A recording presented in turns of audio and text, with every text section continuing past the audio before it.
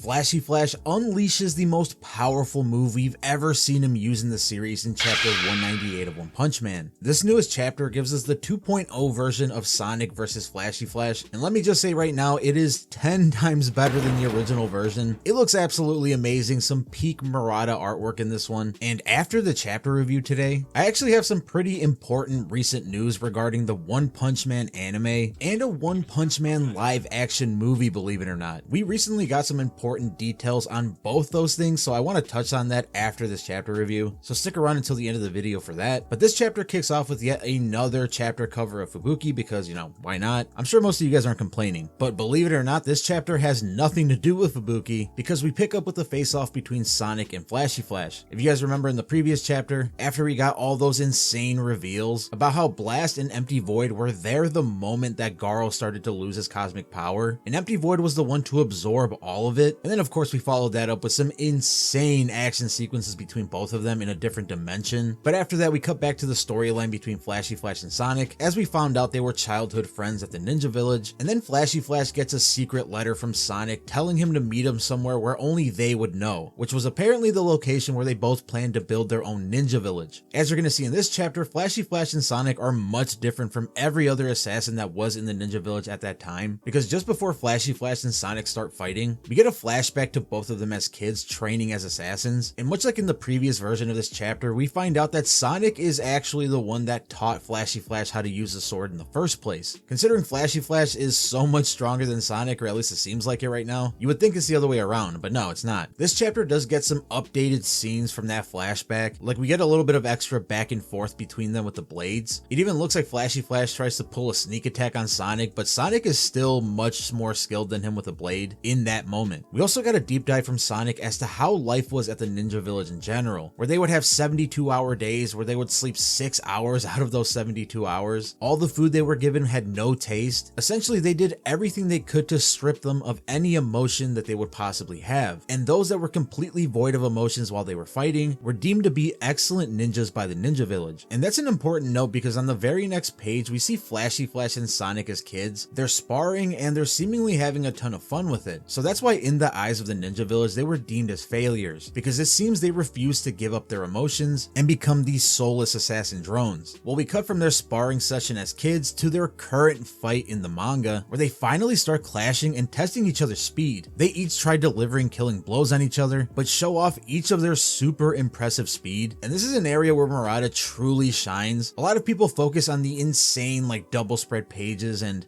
massive action sequences and stuff, but one of my favorite aspects of Murata's art is in his like ninja fights and his hand-to-hand combat. That's why I was so excited for this revised version of the ninja arc, because I knew that Murata was going to go way harder with these fights. It definitely seems like their fight is a lot more evenly matched in this version as well. In the first version of their fight, it definitely seemed like Flashy Flash had the upper hand most of that time, but like we get in this beautiful spread of them blocking each other's kicks, it seems they're much more on par with each other than we would have thought, at least in this moment. One of the most impressive attacks from this entire fight from Sonic is definitely when he shoots some shuriken at Flashy and then moves fast enough to get behind him and then throw another set of shurikens so they're coming at him from two different directions. Flashy Flash jumps in the air to try to avoid them, but they turn out to be the homing shuriken that he tried using on Saitama when he was fighting against Tatsumaki. You know, the ones that exploded on himself when he slipped on a piece of poop. Here there's no poop for him to slip on, so they actually go towards their target. Sonic then follows it up with his shadow clone ability. I forgot the exact name of it. I'm sure you guys are gonna let me know in the comments below. But after this, Flashy Flash is done messing around because he pulls back his fist and unleashes one of his forbidden moves, the Flashy Fist. And holy balls, guys, does this move look absolutely beautiful. Like, it legit looks like Flashy Flash is unleashing like a Kamehameha wave or something, because his barrage of fists are so fast and so powerful that it looks like just a massive streak of explosions in the sky causing sonic booms. This is the move that he tried pulling on Saitama when they had their sparring session at the very beginning of this arc, but of course Saitama made Flashy Flash crap his panties before he could even unleash it. After unleashing the move, Flashy Flash congratulates Sonic on how powerful he's become, but in that moment he gets ambushed by this barrage of swords and blades, and it turns out to be the Heavenly Ninja Party coming to call out Sonic as a betrayer for, you know, not having Flashy Flash meet him at the designated spot for them to take him out. So they're like, alright, we're just gonna kill both of you guys now. Well, Sonic ends up being unharmed from the Flashy Fist and tells them like, what right do you have interrupting this fight? This is between me me and him. You guys have nothing to do with this. Get freaking lost. It's pretty much telling him like, you guys are nobodies. I don't care about your plans. I don't follow anybody's orders. Well, this causes the group of ninjas to gear up to fight Sonic and Flashy Flash. And this is where we get that same like iconic page from the previous version of this chapter, where Sonic is just looking at this group of ninjas and imagining Saitama like towering over them, because he's thinking these people are nothing compared to Saitama. I fought Saitama over and over and over again, so I've seen what true strength is. These guys are nothing. They're smaller than grains of sand compared to Saitama. So like I've said before, I guess Saitama has become this vehicle for both Flashy Flash and Sonic to reach new heights and aim for higher levels of power, because considering how smug both of these people are, I feel like it would be very difficult for them to figure that out on their own, that they're not the strongest around. So Saitama is there as a glaring reminder of how far they really are. So that's the end of the chapter, but like I said, I did want to touch on a few bits of news that came out in the last week or two that maybe some of you haven't heard of if you're not up to date on One Punch Man news. Like the first bit of news that we got on season 3 of the anime, where like with last month where we got that character design of Saitama, we got another brand new character design for season 3, and that's for none other than King. We learned that we're getting a brand new character design for different characters each month leading up to the release of the newest season. So King is the second one to be released, and in my opinion the coloring looks good, the line work looks good. I don't have really any complaints about this. The one minor gripe I have with this character design that I feel like a lot of people are completely blowing out of proportion isn't how his face looks. I mean, a lot of people are saying that like unironically he doesn't look like Chad enough, right? Like he doesn't have that chiseled chin that we're used to seeing from King. It looks a little bit more narrow, and this has had people like straight up writing off season 3 right from the jump. Like, guys, let JC staff cook a bit. I know they gave us a bad experience with season 2, or I guess I'll say a mediocre experience, but this is just a character design and it's from an upward angle, so just relax, it's gonna be okay. And the second bit of news here is actually regarding the live action movie that I completely forgot was in production for One Punch Man. If you guys have absolutely no idea what I'm talking about here, the news for a live action One Punch Man movie first broke in 2022. That's when we learned that Justin Lin was going to be directing it. If you guys don't know who Justin Lin is, he directed a chunk of the Fast and Furious movies, and we also found out that co-creator of Rick and Morty, Dan Harmon, is hopping on board to write the movie. Now, a few years ago when I first heard this news, I absolutely hated it. Like, I'm not a fan of the Fast and Furious movies. I guess Justin Lin just has a weird kink for super overpowered bald guy MCs, but now with the most recent bit of news that the live action adaptation of One Punch Man is undergoing some big rewrites from Harmon as he brings along another writer from Rick and Morty named Heather Ann Campbell, it's showing that there's people on board that actually like give a shit about the project. And the reason I say that is because Heather, the person that just joined the project, there's screenshots of her tweeting like back in 2015 talking about how much she loves One Punch Man, like how the anime is so amazing and how certain scenes were like so emotional they got her crying and stuff. That's the type of stuff I want to hear, because someone from the outside looking in that isn't really a fan of the series, most people see it as like a gag manga. It's all jokes and no seriousness, but we know very well that there are some deep, hard-hitting moments in One Punch Man, and for people that are writing the movie to understand that, I think it's a very good sign. So maybe the One Punch Man live action will be a pleasant surprise for us. I'm not really counting on that, but you know, I think this most recent bit of news is a good sign. Let me know what you guys thought about this chapter and this recent bit of news in the comments below though. As One Punch Man fans, we are definitely eating right now. Just imagine soon enough we're going to be getting manga chapters, anime episodes, and a live action movie all out at the same time. Pretty crazy, but you know, that does it for this one. Have an absolutely wonderful day, afternoon, evening, whatever, and I'll see you guys in the next video.